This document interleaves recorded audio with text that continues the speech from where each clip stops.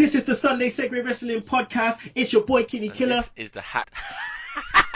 Let's start again.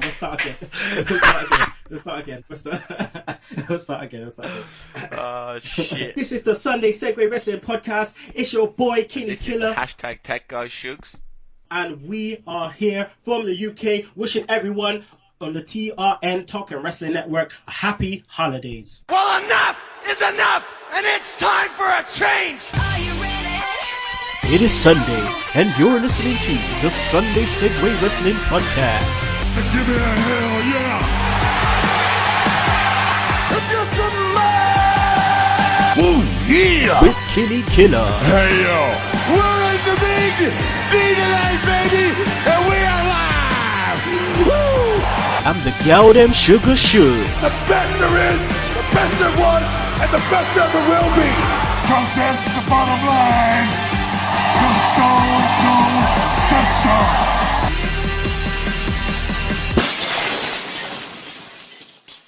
Oh, son of a bitch, if you just heard the glass shatter, that means it is the Sunday Segue Wrestling Podcast right here on TRN, the Talk Wrestling Network. That's right.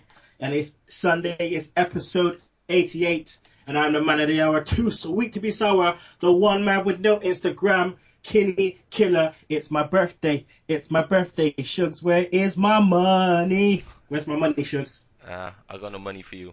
Oh, fuck. Well, I suppose I better introduce you. Obviously, can't do this without the hashtag tech guy, the Welsh wizard, the Newport Knight. It is the gal them sugar Shugs. Yo. Yo. Now, we are joined by the hosts. That's right, the hosts of the Kings of the Ring podcast. None other than John Cooper and Steve Emberson. Hello, mate. You all right? Yeah, good. Steve. Happy birthday. I didn't realise it was that. Yeah, birthday, 29 years young. So, yeah. 29 years? Yeah. Mr. No Days Off. Yeah. Literally. John, you said 29 years? What? That's not a credible age? Yeah, no, that's fine. it has to be fine. Me and John are both the same age, so. Yeah, I thought you was younger, mate, that's all. Right. 29. Why, how old are you boys? 29 as well. Hey!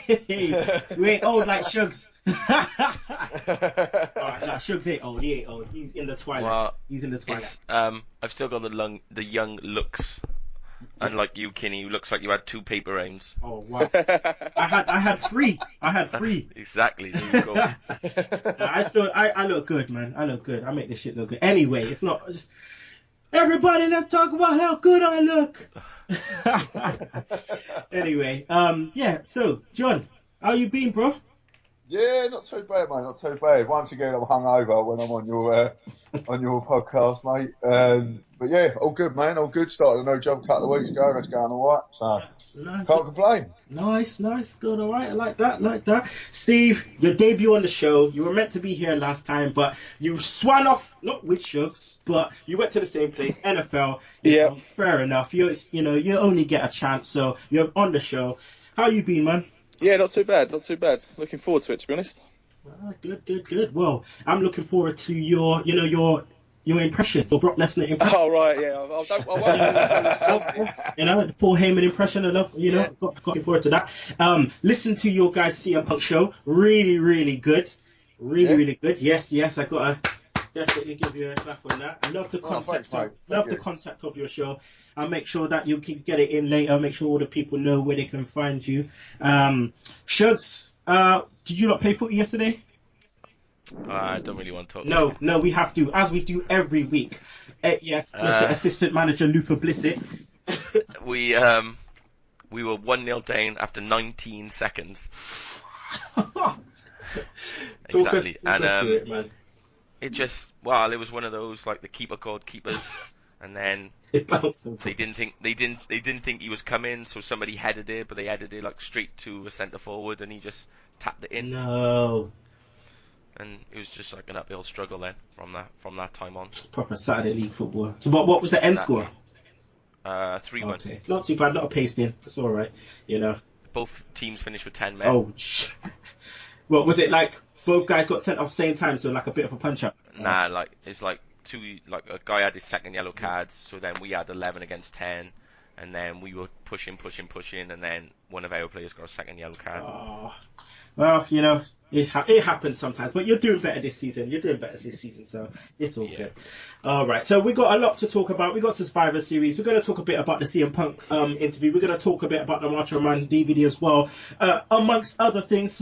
You know, Raw, obviously Survivor Series. So let's just get into it. All the Segheads out there, you can follow us at Sunday Segue spelled SEGUE. Also, please like us on Facebook. You can email us about anything. Email us at sundaysegue@gmail.com. Also, you can subscribe to our YouTube channel. Rate us on iTunes, please. Listen to us on Podomatic, TRN, Stitcher, Mixcloud, and don't forget to download that Double Twist player.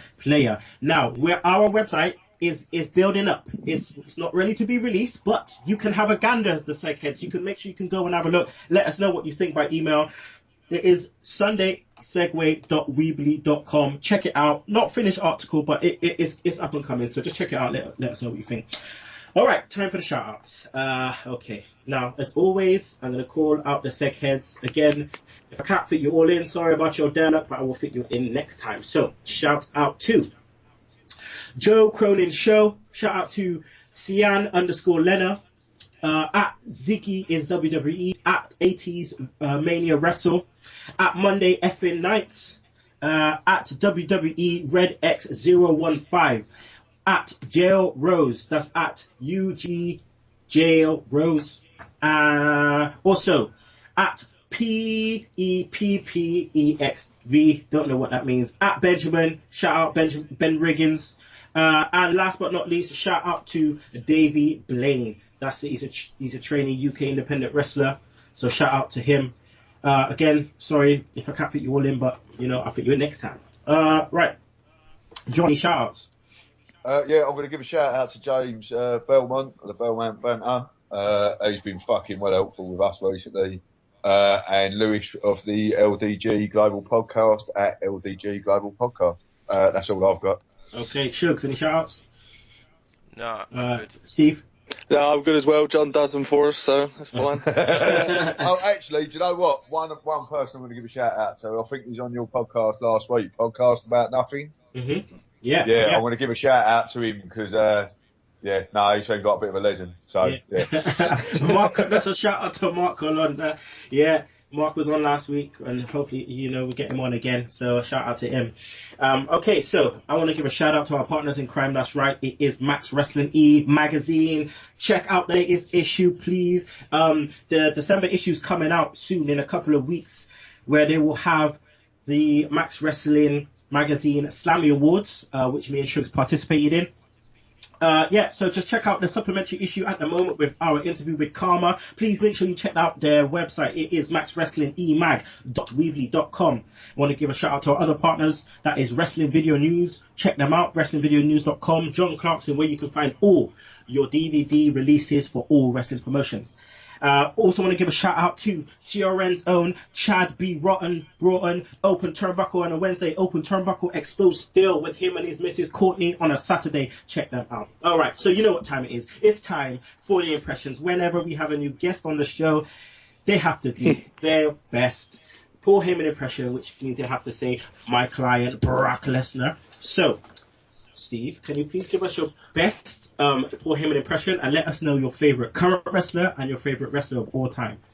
I'll give it a go. I mean, I won't be as good as John. John's was impressive on the first time he was on. Thank you very much. I wasn't happy about it, to be honest. So my client, Brock Lesnar. Shugs? I'd say it was a middle score. That's a bit generous. I need more Heyman. Yeah, I struggle with a New York accent, to be honest. Let us know your favourite current wrestler and your wrestler of all time. My current wrestler is tough. I've got a few that I really like. I think I would go with Luke Harper, to be honest. Oh, nice. I really like his ring style. And of all time, it would be Randy Orton for me. Of all time? Of all time, Randy Orton. Jeez, Yeah. that's the first time we've got Randy Orton in the all time. Okay, it's like I always say, everyone's own opinion. So Yeah. there you go. All right. Okay, so we're gonna get on with the show. Survivor Series. Let's recap this. But what I want to do is I just want to shout out on this because John wrote a really, really good piece on Survivor Series. Did it deliver? So I just want to take upon his positives and his negatives and stuff, so we can all generally talk about it. Is that all right, John?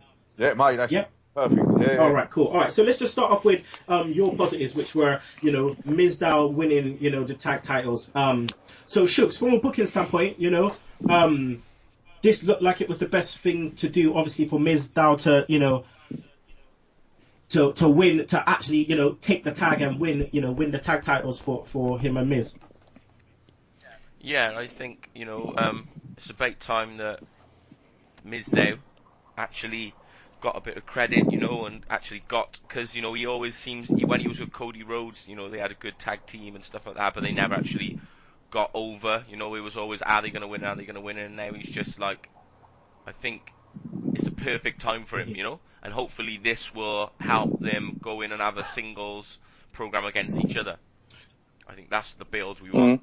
What would the payoff be with the singles feud? Do you reckon? For Mizdow to just go over against Miz, and then hopefully go on from there. John, is there a I don't know, is there a scare that it may end up like Miz and Alex Riley? I don't think it will, because I think Sandow's is far more talented.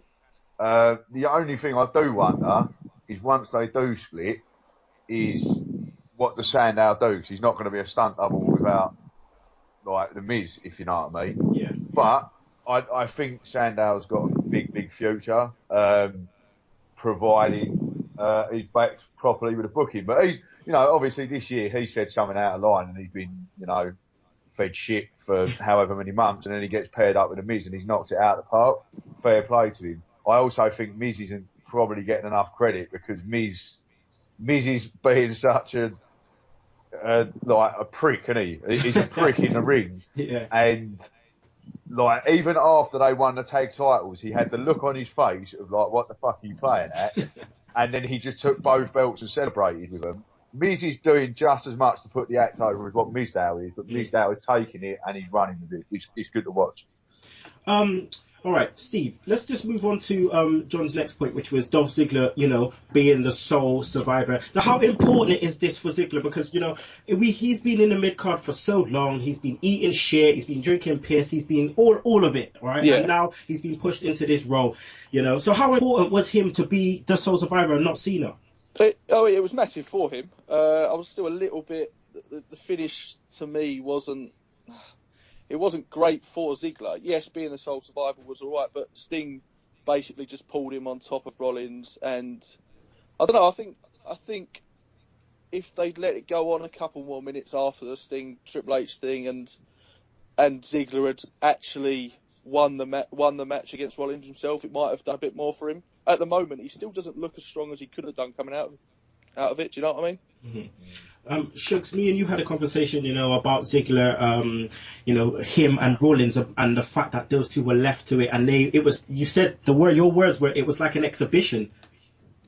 Yeah, I just think that, obviously they knew they were going to have this time at the end before, all the shenanigans started, and I think they just fucking went for it, do you know what I mean? They probably got 10 minutes where it was just them, just going at it, and they just left it all out there, do you know what I mean? I thought that was the best part of a really good main event. Next on John's positives was Nikki Bella winning the Divas title. Now, John, what was your reasons behind that being a positive for you? What, Dolph Ziggler? No, Nikki Bella winning the Divas title. She's about the only diva at the moment who's got anything good going for her. Simply, I think. It doesn't look like they're going to go for it, but I genuinely thought after that match they would start building between Nikki and Brie for a long I think they will, John. To be honest, do you still think they will do it? Yeah, because I think what will happen is Brie will do what she's doing at the moment, and then in maybe a month's time or whatever, she'll turn around and say, well, the only reason she helped was she wanted to hurt her sister the most by taking the title off of her. Makes sense. Yeah. It's interesting that now, you know, especially within the Divas, things are starting to actually make a bit of sense, because, like you said, she has got momentum, and Nikki has been improving a lot. Yeah, you know? That's another reason I think it was a positive her winning the title, because if you look at Nikki Bella a year ago in the ring, she had no business being there. I'm not saying she's great in the ring or she's the best diva in the ring, but she's improved enough that she's passable, and she is getting better week by week. You can see the improvement gradually, and compared to post SummerSlam, where I still thought, oh fucking hell, got a Bella rivalry. Nikki Bella has come out looking a lot better than Brie, and you probably wouldn't have thought that a few months ago. So fair play to her. I mean, any woman that could pick up anyone, whether it's a woman or whatever, like in a torture rack, right? Props to them, because she's been doing so much strength conditioning with Cena. You can definitely tell. All right, the next point was John Cena not being a sole survivor. Now, Cena, obviously, this is what I rate about Cena, Steve, is the fact that obviously he does put people over. Without a shadow of a doubt, he does put people over at the right times, especially when it makes sense. And do you reckon he had a word in this, you know, not making sure he wasn't a sole survivor? Yeah, I would definitely say he did, because he could easily, if he wanted to be the sole survivor himself, he would have been the sole survivor. Without saying he's got creative license, I would say that he would be able to sort out his own destiny. I think Cena is just getting to the stage now where he's happy to put the right people over. Yeah. It still takes a lot to get Cena's respect, I think. But yeah, I agree with John that it's a positive that he wasn't the sole survivor. And I suppose they still protected him, didn't they, a little bit? Yeah. I mean, yeah, when I look at it, and I look at, the fact that Cena's been on top for 10, 11 years now, and generally when you've been on top for that long, it's time to start ushering in, the new people. I mean, Hogan was reluctant at doing it, but, Cena, he's been good at doing it, and now it's time for him to take pins. It's time for him to take pins for the right people. Yes, CM Punk, Daniel Bryan, you know what I mean? It's time to take pins and really, really put these guys over. So, and I think he'll do it. As long as it's the right people, I think he'll do it. Yeah, I agree. I think the main thing is, as you just said, he'll only put over certain people, so it carries a lot of weight when it does happen. Because it's a big deal. It's a big deal. And, it is, and people obviously could get over without Cena, but that is the guy, innit? Like, if you beat Cena, and you make him look like a puss, it's only going to benefit you. Last on your positives, John, was Triple H and Sting face-off. Now, a lot of people, have mixed emotions about their Sugs, about Sting being in that position and whether it made more sense for Randy Orton to be in there, because, some people say, yeah, for the nostalgia pop, yeah, no doubt. Sting was there, it was amazing, it was crazy, and they're building towards something. But some people are saying at the same time that it didn't really make any sense, because Sting, what Sting's reasoning to be there would have made more sense with Randy Orton do RKO in Triple H. But what's your thoughts on it, Shugs? I just think that it makes sense if it's the start of something, If it was just there to just finish off the night, and obviously they got a bit of buzz going and people knew Sting was going to be turning up, and then he came, did his bit, and then went, so it's just like, how long does it take us to see him again? When is he next going to be on TV? What's he going to be doing? If he's built into a match with Triple H at WrestleMania, then fine. But if he was just there and then that's it, then there's no point. It's got to serve a purpose. I think the other thing as well why I gave this a positive is because me and Envy have gone out and we have publicly said this so many times. Undertaker will not wrestle again. I even had a fucking argument with a douchebag on Twitter on Monday about it. But Sting and Triple H facing off foreshadowed what they're likely to be doing at WrestleMania. It's kind of... The thing is, I don't think Undertaker Sting would be as good at a match as what fans believe it will be. I don't think Undertaker's the performer he was, say, 5-6 years ago, and I don't think Sting's anywhere near the level of performer that Undertaker's been facing since WrestleMania 24. Personal opinion here. And after the send-off, quote-unquote send-off, Taker got a WrestleMania 30 after losing to Brock Lesnar, why come back and tarnish that with an average match? Yeah, fair enough. I mean, yeah. I see. I personally don't think Taker would come back. I mean, once the streak's over, it's like, you know, what's the point now, kind of thing. But I mean, obviously Taker needs to go when he needs to go, and we need to do it properly. But he's old school as well, isn't he? So he wanted to go out on his back. There's no reason for him to come back. Absolutely no reason. No, but we need to have some kind of send off, whether he leaves the urn in the ring or whatever it is. You know what I'm saying? But we need something. Okay, let's go on to the negatives now. Divas, for fuck's sake, this went on for way too long. Too long, man. I think we can all agree on that. I was watching it and I'm like, wait, what's going on? What's going on? Right, now, look at this, right, John. You're right by saying that they need to, I mean, we've been saying this for weeks, they need to start calling up Charlotte, Sasha Banks, especially for me, especially Sasha Banks. Now, Charlotte, I rate her. I don't rate her as much as people are banging on about, but I do rate her. Sasha Banks, for me, is the whole package. She's the bitch. She's the everything. And she could usher in a new thing into the Diva division. But you need to bring all these women up, because if you look at what we're watching on NXT compared to what we're watching on Raw, nah, fuck off. Get rid of that stuff on Raw, because it's not doing it. The thing is, the divas on the main roster are your total divas. Mm. They are more focused on their reality TV. In NXT, you've got a bunch of young women who are trying to get ahead in the business, therefore performing on every level that they can perform at to get to the main roster. Whereas the people there, I mean, not Naomi, who's the other one? Cameron. She's got no business being in a ring. Pointless. She's a pointless person. She's pointless. The thing is, as well, with the story of that match, I thought when it come down to Paige at the end, I was like, I could sacrifice this if Paige at least has a bit of a rally and eliminates. Yeah. It didn't fucking happen. Now, don't get me wrong, Paige, again, might be quite hyped up on the internet or whatever, but she was the only diva in that fucking match who had anything about her, any storyline, anything of merit, and I just don't get what the purpose of that match was. I agree.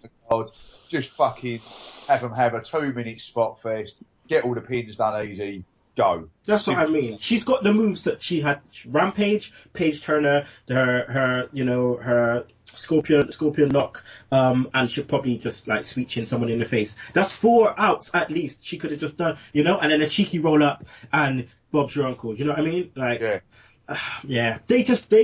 don't know what they're doing. And at the same time, it's easy to blame Finlay, because obviously Finlay's the one that's dealing with them. But you can't, it's only so much he can do. There's only so much, I think at the moment, I genuinely think they're not interested, and they're biding their time till they bring up the likes of Sasha and Charlotte. I think that the divas they've got in the matches at the moment, they have no real interest in pursuing, because they know they've got their next crop that they're interested in. Mm-hmm. I think that's the problem. Yeah, I agree with that. All right, let's move on to the next negative, which was Ambrose versus Bray Wyatt. Now, John, you put this because you said you had no problem with the DQ finish, which made sense, because obviously both men needed protecting. But at the same time, you said that Bray Wyatt needed his character to be a bit more brash, a bit more out there, because he's been a bit stale. Shugs, do you agree with those sentiments? Because I'm to be honest, I'm annoyed with this feud, because I don't think it's taken off at all. It's because it's one of those things where they've just decided to put two guys together because they didn't know what the next step was, and then they've expected us to just go with it, whereas they haven't actually done it. They've tried to create a story after they put them together, not before. So there's no reason for them to be in the ring, and there's no reason for them to, have this beef, and then they've just tried to create one after the fact, because they didn't have a reason for Bray Wyatt to turn up at the end of the Rollins Ambrose match. So then they've just basically made it up. It's no long-term booking. We know what they're like. So they've booked the finish, and then they've created a story around the finish rather than the other way around. And the problem is, the problem is with the finish.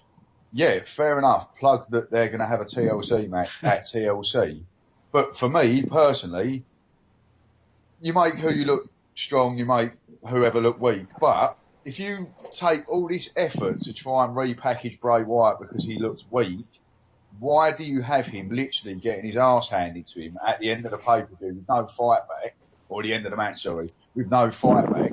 As fans, what reason have I got to believe Bray Wyatt's got a chance? Because, all right, on Raw, he kind of got his own back, but he just didn't pack a punch. What I wrote in my blog, and our friend Marcus, who we talk about wrestling with all the time, I was watching it with him at his house. What we said was when Ambrose went for the table, you have Wyatt pop up, get Ambrose through the table. So it's even to Steven. They both look strong. Then you still have that need to see them fight again. Now, for me, I felt at the end of that match, you know what, Wyatt's not in Ambrose league. Why the fuck do I need to watch him on TLC? That was my feeling.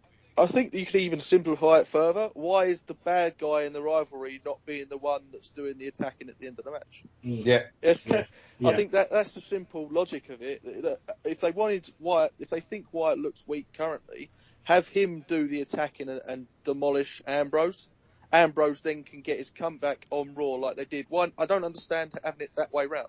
It didn't make any sense. It's just not making. It's not making sense. Shook said it. It's rushed. I mean, yesterday we did Retro Roundtable episode 5, which was Tuesday in Texas. Make sure you check that out.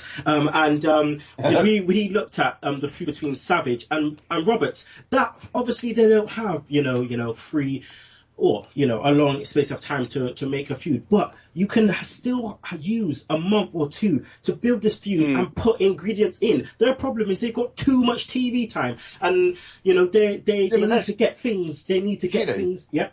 Surely, with that extra hour and that extra TV time, you don't need the months anymore to build up. You've got the extra fucking time on TV to build these rivalries. Stop fucking rushing through matches. Build your fucking stories. It's as simple as that. I mean, I do agree, but they obviously don't see it like that. They see it as like they got an extra hour, which means an extra hour to promote this, to promote that, to have fucking Grumpy Cat on my TV, to like, you know what I mean? Like, all right. Let's just move on from this now, because we're gonna end up sticking on Survivor Series all the time. So your other negatives were obviously Cesaro and Jack Swagger on the pre-show, and the sentiments that Swagger, storyline injured, but yet he's on the pre-show. Cesaro is just still eating shit, and I cannot take this shit. Like, it's horrible. But like you said in your piece, unfortunately, he needs other things like promos and character development. Ryback, the fact that everything was about Ryback. The whole show in the UK was about Ryback. Getting him in the team, saving, their bacon and so on. The guy gets knocked out first on Team Cena. What kind of bullshit was that? Ryback deserves it, though. I mean, he should not be anywhere near the main event, in my opinion. Not yet, anyway. Not since he's only just come back into fruition. Especially when you talk about the pre-show match, and, all right, I know he's eating shit, but Cesaro needs something to change in his character. Surely you could have gone with him as because let's be honest as well, Cena and him are always posting on Twitter and Instagram, them two working out together. So the kayfabe's gone of a fucking heel and a babyface being mates. So why not have Cesaro turn babyface with his mate Cena, who everyone who follows the pair of them on Twitter know that they're friends, have him in a main event, fuck Ryback off. Ryback should not be near a fucking main event. Yeah, I agree. He teamed with Curtis Axel because that was his fucking level. Don't elevate him main event. Standard. Do you know what I mean? Like, fucking... Oh, sorry, I'll go into one. Just leave it at that. So Big Show turning heel again says it all.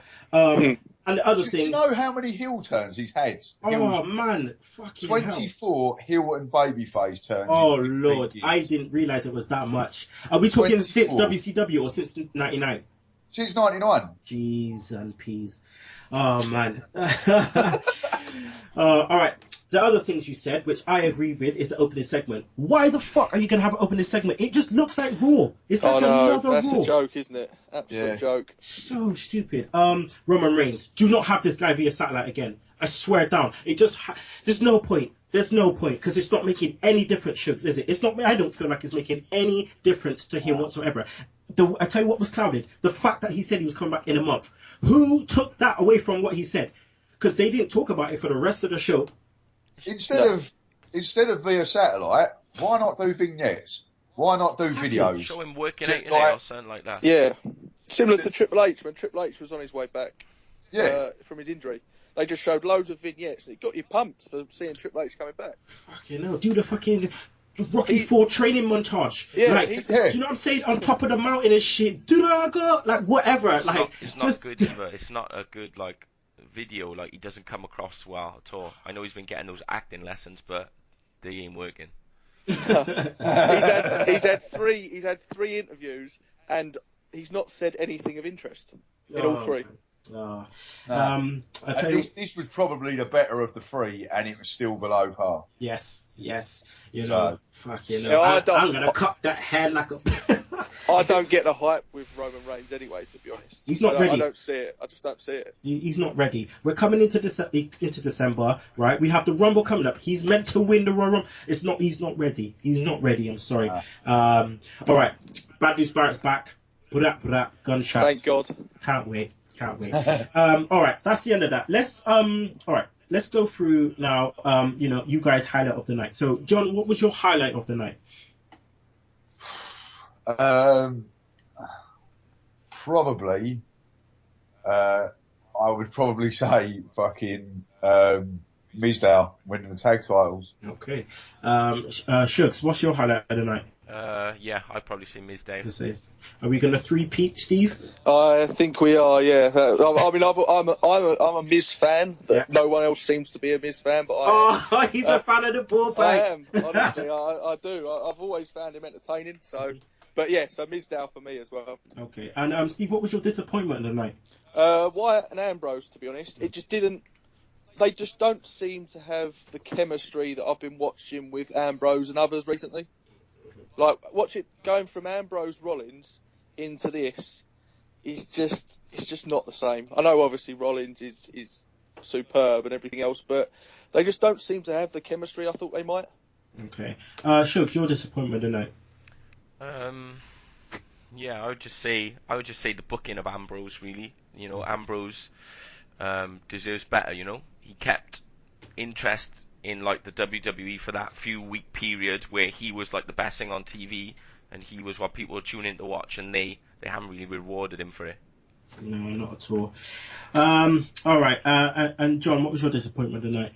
Well, let's make that a three-peat. Ambrose Wyatt, just the end booking made no. As Envy said earlier, why is the babyface putting the heel down on pay-per-view? Put it the other way round, and then Raw, you get Ambrose come out, fucking, don't even need to do the chair spot again. You just get Ambrose come out and just attack him. Wyatt run away. It's a simple heel babyface dynamic that Bray doesn't seem to know what to do with, which is quite strange. All right, so hopefully you three can collectively come together now and give me a pay-per-view MVP. Who do you want first? I'll say Mizdow. He made the show. Okay. Mizdow, close second was Ziggler. Okay. Steve, do you agree? No, I gave my MVP to Triple H. To be honest. Oh wow. I thought he the whole Sting thing doesn't really interest me. Mm-hmm. I've never been a massive Sting mark, so Triple H I thought sold it really well, and his facials and the whole atmosphere seemed to be built from Triple H's anger in his face rather than what Sting was actually doing. John? I'm going to go with Envy on this. I would say Triple H is MVP of the night because throughout the match, he added so much to it without having to be in the ring. Now, obviously, we'll talk about Punk later, and I'm sure the Triple H issues will come up. But Triple H, student of the game, he really helped the young guys through by being there. MVP for me. Okay. All right, there you go. This is Survivor Series review. So right about now, we're going to kick back and go straight into Raw. Shugs, we started Raw, with the Authority, out to loads of boos. Triple H mentions Sting, Cena, Ziggler. Was not having Sting on the show the right thing to do? No. It's just Why? like, because that's what people were tuning in for, probably. You know, so they got people watching their thing, their pay-per-view, even though it was free for a lot of people in America or whatever. And then you want to build the momentum. You know, maybe it's a bit early to be building. Maybe he's gonna turn up at you know, Royal Rumble. You know, and maybe we're having another fucking, just nothing's happening till TLC. You know, because it seems like every month we're in a holding pattern until they get to Royal Rumble, when they're gonna actually start booking some actually long-term angles, because then you're on the road to WrestleMania. You know, but it's like now we're just going nowhere. The champ hasn't been on TV for months. Yeah. Nothing's happening with anyone.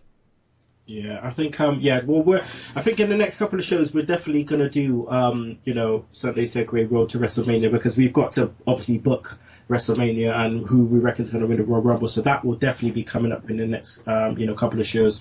By the way, on that note, you can subscribe to our podcast. We've done a fantasy booking to WrestleMania. Cheap plug. John, what was the point of making Cena, you know, the only guy to bring them back? What did you think of, you know, the long-term plan for this? I don't know. I mean, I don't. It's puzzling. It's genuinely- puzzling, isn't it? Yeah, it really is. Like, I don't see long-term booking for anyone. I mean, when we sat down to do our podcast on it, we really fucking struggled, because it's actually really hard to do. As much as we all make out, oh, this could be easy to do it that way, that could be easy. I don't know. I don't think there's any long-term booking in WWE right now. I've got a feeling the next month of Raw is going to be shitty GMs. Oh yeah. So that people will want the Authority to come back. Which, okay, if that's the way you want to go with it. If you do bring the Authority back, have a bit of dissension. Don't just have the same dynamic of two heels. Have one. Personally, I'd have Triple H as the fucking proud father figure, like he's with the NXT.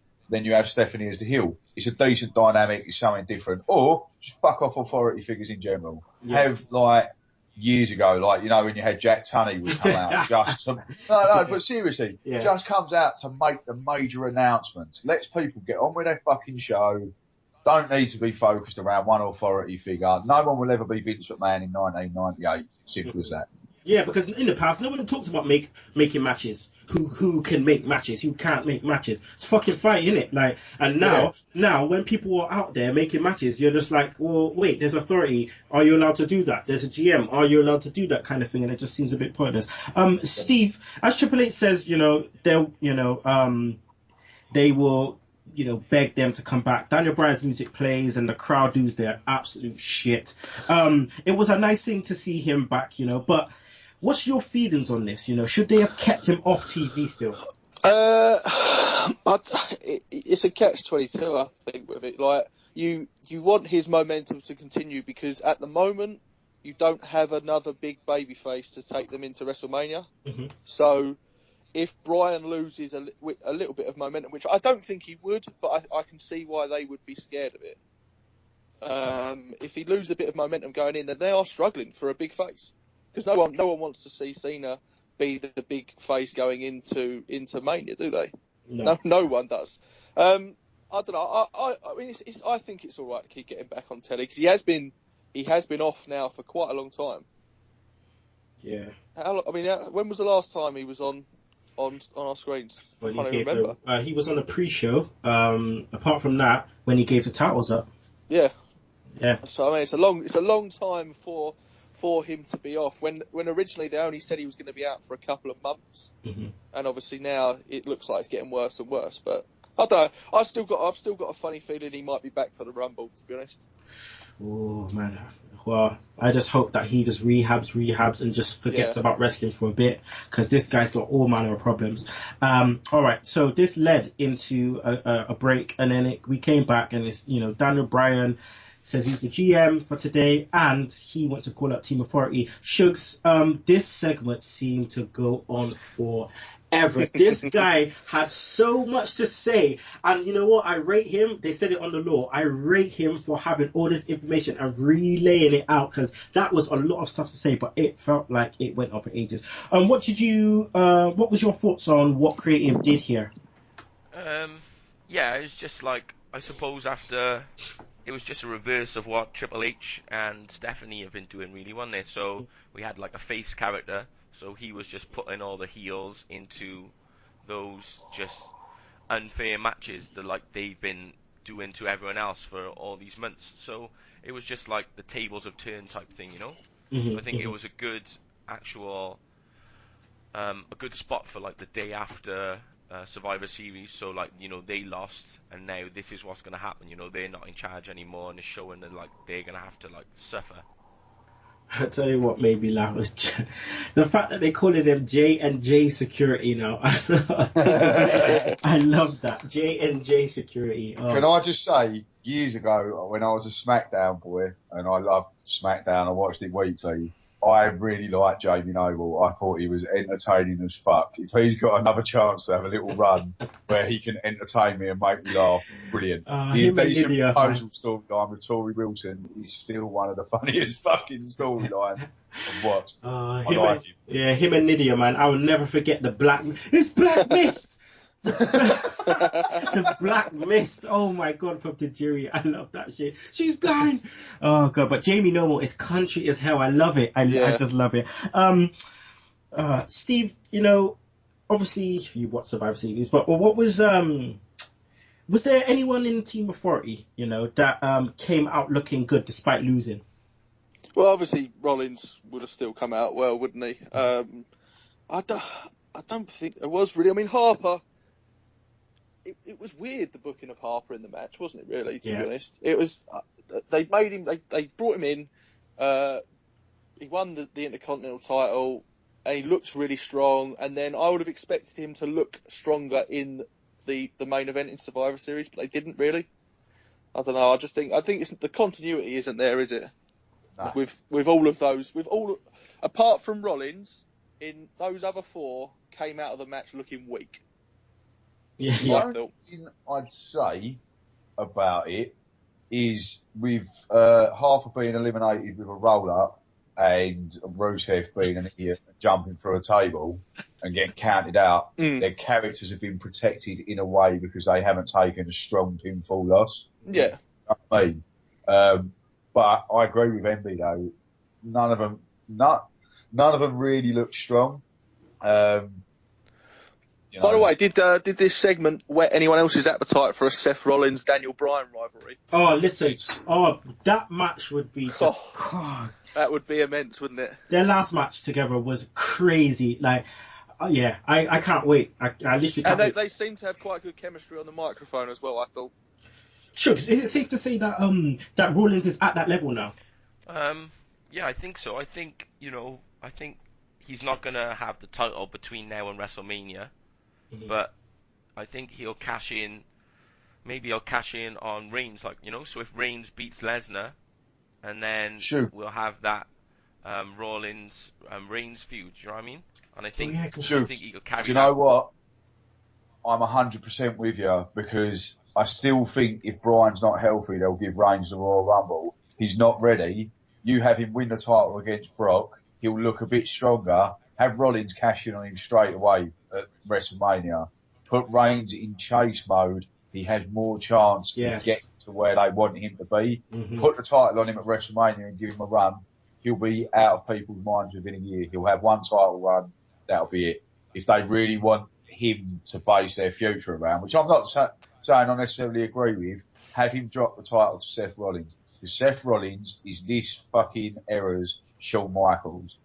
Simple. Yeah, have him chase. I like that, Sugar and John. I like that. Have him chase, because people will get behind him a lot more. I mean, look at Bryan when he was chasing, you know, like people would definitely get behind him a lot more. And like you said, it'll give him enough time to just, you know, fine tune his in-ring craft and stuff. All right, let's move on to the next segment, which is Mark Henry versus Ryback. John, you know, this match was made by Bryan. Quick squash match for Ryback. As character direction goes, did you find this kind of confusing that Ryback, kind of like was taken out first in Team Cena, then squashes a member of the Team Authority, even though that they were billed as like a monster team? I think because it was Mark Henry who got knocked out within 5 seconds, then he gets away with it. My problem with character is everything else Ryback done that night on the microphone was heel. It wasn't babyface, it was heel. He's a bully. Simple as that. Why the fuck do you cheer that bloke? Yeah, we used to say the same about Sheamus. Do you know what I mean? It's like, alright, Kane's part of Team Authority, so he's gone there, probably they're going to have a match at TLC. Whoop, whoop. But... Oh, Jesus. Yeah, but everything Ryback did was heel. It was heel. He has got no idea how to be a babyface. He's just fucking useless. Fuck him off. Honestly, I can't stand him. Shugs, Mark Henry, he's now not being taken seriously. I mean, I feel that he's kind of now on his way to retiring. Like, knocked out in seconds, yeah, by a Big Show, then squashed by Ryback. Where does his character kind of go from here? Because the best way they kind of had for him to kind of bow out on a major character changing way was, when obviously he took out Cena. I just think that Mark Henry is sort of like a bit like a Teflon character that,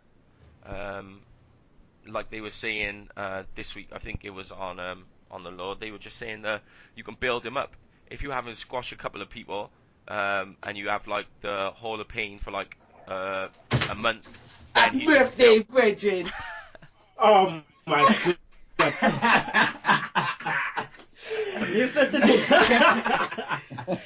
All right, I gotta say, Jason Clarkson is in the house. He just burst into my house, burst into my room. This guy's meant to be ill. I didn't even see this guy pull up. I thought it was a V cars. I was about to go crazy up in there, and now he's up in here. Have you got me on FaceTime? No, do you know this is a video. I was going to give it to Shugs, put it on the YouTube. Oh, is it? Oh shit! All right. Do you want to say a few words on that? Yo, what up? How's everybody doing? Good. Yeah, good, thanks, mate. Good. Sorry to interrupt the show, but yeah, Kenny, here you go. Taking the card, brother. Hey, man, I got some live shit right on the show. Oh, goddamn, I got a Smarties. What's this? Oh shit, I got a Smarties cake for my boy Jason Clarkson. That's right, this shit only happens on the Segue. Yeah. But yeah, safe the show. I'll be downstairs. Alright then, dog. I'll see you in a bit, homie. Oh shit. This guy. He just burst. This guy lives like 2 miles from my yard, and he just burst into the house. Like I had to message him when we started talking about Raw. Oh, is it? Well, there you go. They love to do this shit to me. First is Shugs and Bingus with the Billy Gunn shit, and now, Yeah. Anyway, let's carry on with the show. Where was we? Mark Henry. All right. Yeah, Mark Henry. Yeah. So we finished there. All right, let's move on. Ambrose versus Harper. Oh man, I mean, Steve, Harper, he's been freed from Bray Wyatt, and now, he's on his own. Do you feel that he has the tools to, get hot and get over? Yeah, I do. I'm not sure he can go all the way to the top, but he's going to be a very good upper mid-carder, I think. Intercontinental, I can't see him being a world champion, in my personal opinion. Mm-hmm. But I definitely think he's a big player. Okay. Shugs, what did you think of the match and the aftermath? Of which one? Bray Wyatt, of Ambrose and Harper. What did you think of the match and the aftermath? Did Bray Wyatt do enough to kind of sell the TLC match? Yeah, well, it seemed like Ambrose was just like going in again, and he was just gonna start like effing everyone up, and then you just get Wyatt out of nowhere, and I just think that it's still not enough. I'm not interested in these two and their beef. They're just going to go to TLC, they're going to have a match, and then I'm just waiting to see where Ambrose goes next. And we're still waiting for that person who's going to click with Bray Wyatt. Because it's not Ambrose. Yeah. And he just seems to be, the character's good, but he doesn't seem to be connecting with any of his opponents. Do you think that the concept of Bray Wyatt, obviously, and the Wyatt family, and what they were kind of entailing, that, you know, you had this group of people, Bray Wyatt saved them. Do you think his stable needed to be a bit bigger? Do you think the Mystique would have carried on if he had to save more you know, I'm talking like speech marks here, that if he saved more people, like obviously he did the Daniel Bryan, if he added more people, added a female, did this kind of more Mystique, and the fact that he was going around and kind of just like adding people, brainwashing people, do you reckon if they went that angle, it would have made more of a difference? Because now they're kind of struggling with things for him to do. Well, yeah, like 100%. he's just out on his own. Mm-hmm. Why didn't they fucking introduce Sister Abigail, for example? Oh my God. Who the fuck is Sister Abigail? Why not introduce that? I just think with Bray Wyatt as well, as much as JR rambles on his fucking podcast, I genuinely now think the in-betweener role isn't working for him. No. Pick a side, be a babyface, be a heel. That's why no one is clicking with fucking Bray Wyatt, because even his promos now just seem like they're rambling. There's no... I don't know. I think unfortunately with his promos, they have to, like as Shug said, the rivalry between Ambrose and Wyatt makes no sense. So Wyatt's promos when he was with Bryan were phenomenal. Yeah. But now he can't really be mysterious and try and be clever, because there's nothing clever about Ambrose and Wyatt having this rivalry. Yeah. Like, yeah. it doesn't make sense, so he can't make sense. All right. But one other thing I don't like about this match was this match was meant to be a punishment for Luke Harper. Yeah. Do you know what I mean? Yeah. Like, Dean Ambrose is hot. I can sort of get the concept, but if you want to punish him, I mean, we'll get to the Rusev bit later, but surely I don't know, stick him in a handicap match or something. Stick him in a match that's Yeah, but punished. then what makes Daniel Bryan different to the Authority? If That's what he tried to do. He wanted to be different. So it's just he was just making a one-on-one match for him to defend his title against someone decent. That was what it was. All right, let's move on. I'm not talking about Larry the Cable Guy, because we're in England. No. I don't know who the fuck this guy is. So nice to see Santino though. But let's move on. Dust Brothers versus Miz and Sandow. John, you know, Mizdow comes out with these replica titles, which is great for, you know, both the characters. Do you feel that they're kind of hitting the right button when trying to draw face pops and heel heat for these two? Yes. 100%. MB has always been an avid Miz follower. Mm-hmm. For me, he's always been a bit hit and miss. But at the moment, that dynamic is perfect.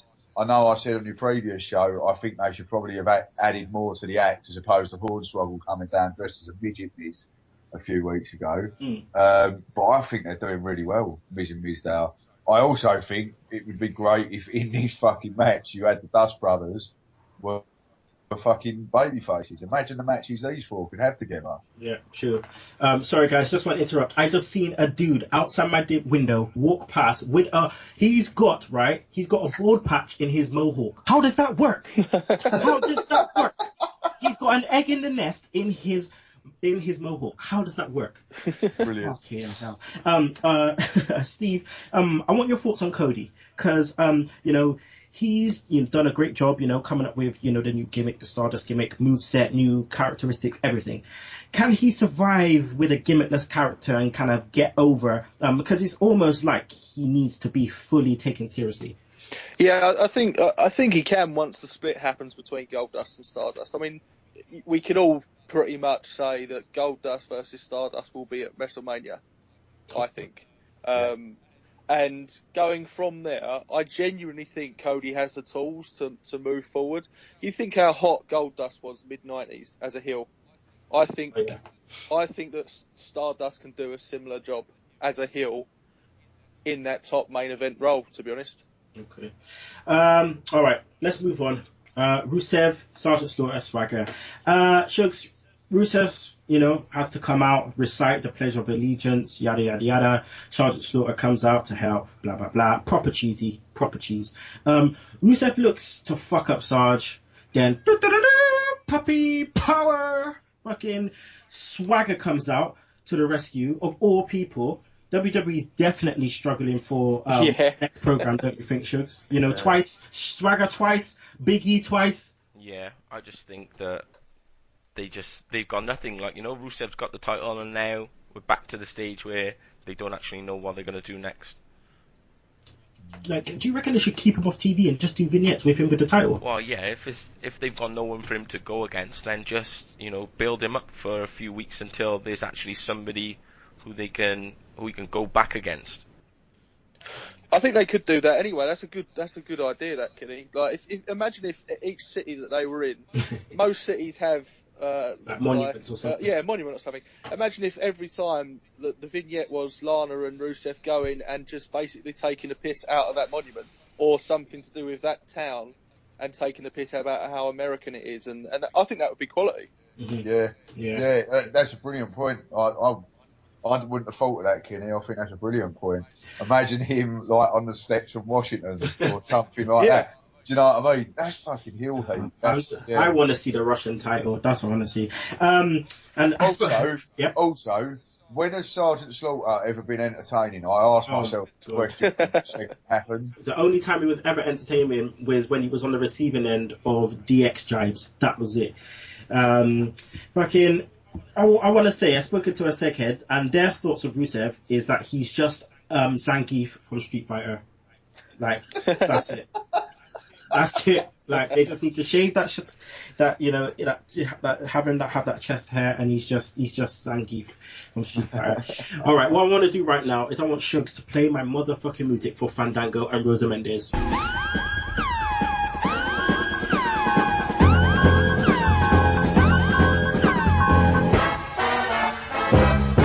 What the fuck are you giving us? You're trying to say this is a new improved Fandango just by changing his music and giving him a black t-shirt because black resembles fucking heel, anger and shit. What is wrong with you? And then this guy is meant to have a dancer, okay? He's meant to have a dancer. Layla, dancer, okay? Fair enough, Summer Rae was not a dancer, but she tried her best.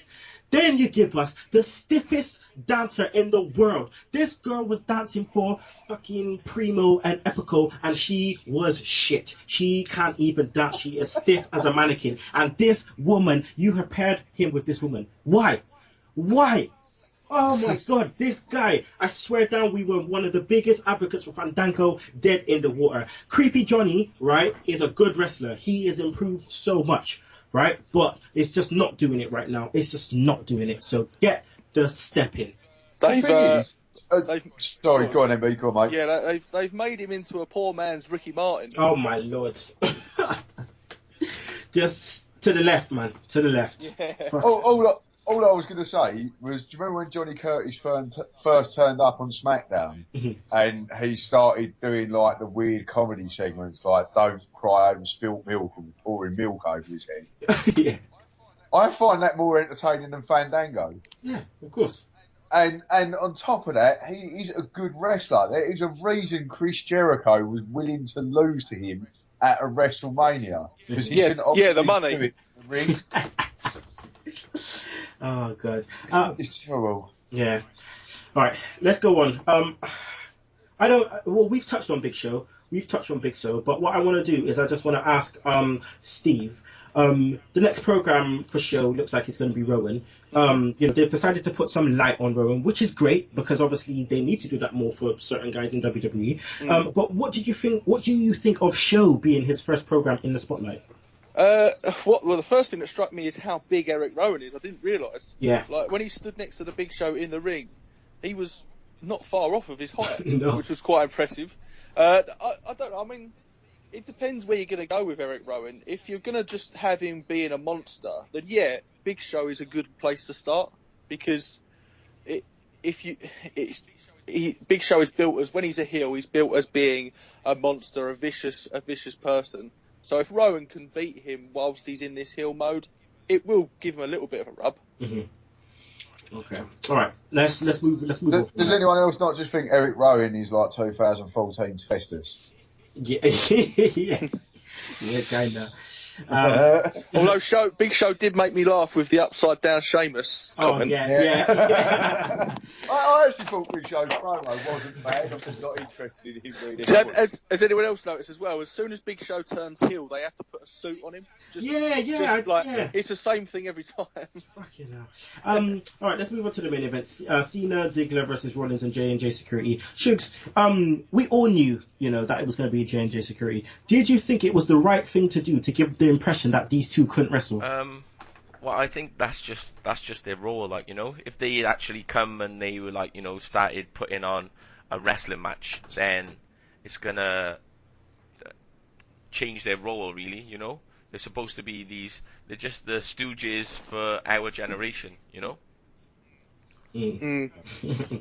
Steve, Ziggler, he's now obviously been put into the main event situation, which is great for him, because it's time, it's definitely, now time. But is there a scare that once he kind of comes out of this program that he'll go back down, Yeah, I think that fear is there, mainly because Ziggler still needs to progress himself a little bit. Mm-hmm. I love him, he's quality, and I love watching his matches, but his character, he still needs to progress himself somewhere.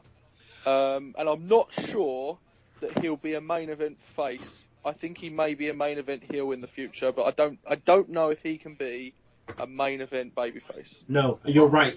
He can't be a main event babyface, and I'll tell you what he needs to do.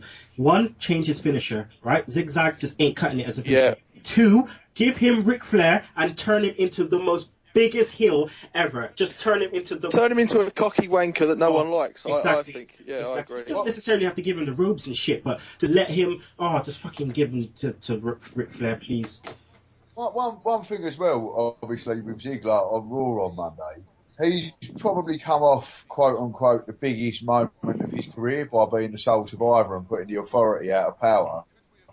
Could we have not dropped one of the fucking Larry the Cable Guy's segments or one of the Ryback talking about food segments, given Ziggler a 10-minute promo? Yeah. That was what was needed. That's a great point. I mean, he's come, as you say, he's come off his biggest moment probably in his career, and he's then done nothing really on Raw except be in one segment with Rollins and the Stooges and then wrestled. Yeah. That's it. And he had an interview where he was next to Cena. He said about a line, and then Cena took over, didn't he? Exactly. So that night needed for Ziggler to really feel like it was a big moment was for him to come out and talk about his big moment, talk about the fact that he's had to eat shit for the last, and he was the one that put the Authority out of power. Because then, as you talk about him being a cocky fucking heel, that's the first seeds of it. Yeah, of course it is. Remember when Daniel Bryan won the world title and he started coming out and doing, like, pointing at his belt, going, yes. He was a babyface at first, but then he got annoying with it and it turned him heel. That's the way you could have started it with Ziggler, right there. Instead, watching Larry the fucking Cable Guy and Santino, Ryback going, I'm hungry. Oh man, don't even get me started. All right, finally, John, finishers from both guys on Noble and Mercury for the win. But then we see the return of that fucking annoying anonymous GM. Damn. What's your thoughts on the fucking laptop, man? Returning. Right, okay. I didn't hate it as much as a lot of wrestling fans. But again, as I said earlier, the Authority figure storyline in wrestling has been boring for God knows how long. Do we really need to go through moments in wrestling or errors in wrestling where the Authority figure was like really annoying? And the anonymous GM also, was it not on Raw 1000 where you found out it was Hornswoggle all along? Yeah. Do you know what I mean? And again, that storyline would have worked if you eventually had found out, whilst Michael Cole was doing an okay job as a heel, was that anonymous GM. Instead, there was never a payoff to it. I'm okay with this one being going on as long as it ends up being Triple H as the anonymous GM. That could work. Yeah, that could work. All right, that's the end of Raw now, people. All right, let's get our Raw ratings. Shugs? 6. 6. John? I'm going to be really down on it. I'm only going to give it a 4.5. Okay. Steve? Yeah, I'll give it a 5, I think. Just right. middle of the road. Okay. sorry, people, we're not going to do the raw feedback because we haven't got that much time. So sorry about that. But yeah, if you don't like it, you can chuck on them slap nuts. So what we're going to do is we're going to go to a break and then we'll be back. RIP Smackdown in 60 seconds, Sugs Stunners, track of the week in the words of. See you in a bit. Hi, this is Karma, and you're listening to the Sunday Segue Wrestling Podcast. And we're back. It's your boy Kinny Killa, Sunday Segue Wrestling Podcast, right on TRN, the Talk in Wrestling Network. And you're here with the hashtag Tech Guy, the Gallon Sugar Shirts, also John and Steve Emberson from Kings of the Ring podcast. So what we're going to do now is we're going to go into RIP Smackdown in 60 seconds. We're just going to talk about the CM Punk interview that everyone's talking about. So we'll just do this briefly. So Shugs, obviously you alluded me to the fact that CM Punk was going on crazy on Colt Cabana's show. Listen to it. Man, what was your thoughts on it? I just loved it. I'm going to listen to it again probably. I might listen to it later. It's just, he wasn't really shooting, but then the stuff that he was saying made it sound like a shoot. Do you know what I mean?